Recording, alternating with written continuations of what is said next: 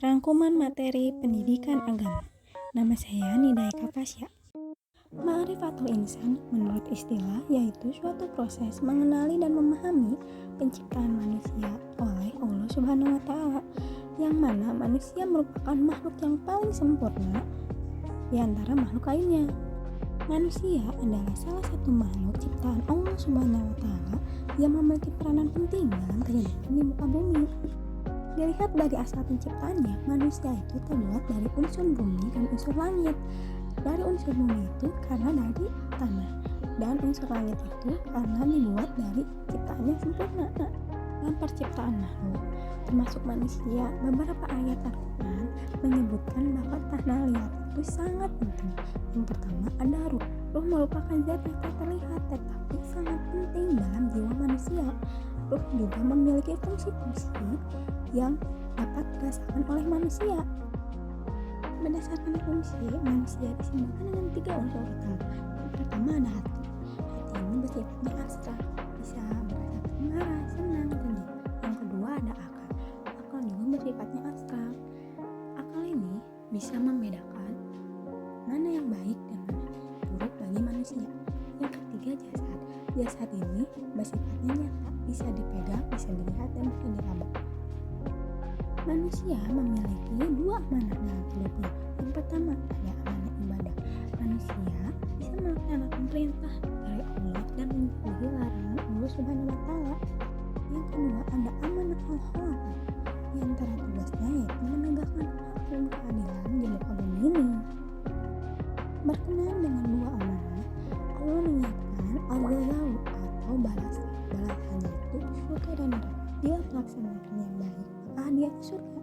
Bila melaksanakan yang buruk, maka pertanggungjawaban itu yaitu neraka. Hakikat manusia. Yang pertama, makhluk adalah sesuatu yang dijadikan atau yang diciptakan oleh Tuhan. Salah satunya manusia. Hakikat manusia diantaranya al-fitrah, lemah, bodoh, al-fakir. Hakikat manusia yang kedua yaitu dimuliakan. Manusia adalah satu-satunya makhluk Allah yang paling dimuliakan. Yang pertama, karena ditiupkan ruh. Yang kedua, memiliki keistimewaan yang seperti tadi yang saya ucapkan, yaitu akal. Yang ketiga, ditundukkan alam padanya. Hakikat manusia yang ketiga ada dibebani. Manusia juga dibebani tanggung jawab oleh Allah Subhanahu wa taala. Yang pertama ada ibadah. Ibadahnya itu seperti sholat, mengaji, sedekah. Yang kedua ada khilafah, memperjuangkan yang mana untuk agama Islam. Hakikat manusia yang keempat itu bebas memilih. Allah memberikan pilihan kepada manusia antara yang iman atau yang kafir, dan manusia itu sendiri yang memilihnya. Yang kelima ada pertanggungjawaban. Pertanggungjawabannya itu neraka dan surga. Bila melakukan yang baik, maka pertanggungjawabannya yaitu surga. Bila melakukan yang buruk, maka pertanggungjawabannya adalah neraka. Tafkohul insan. Yang pertama ada potensi manusia, diantaranya potensi pendengaran.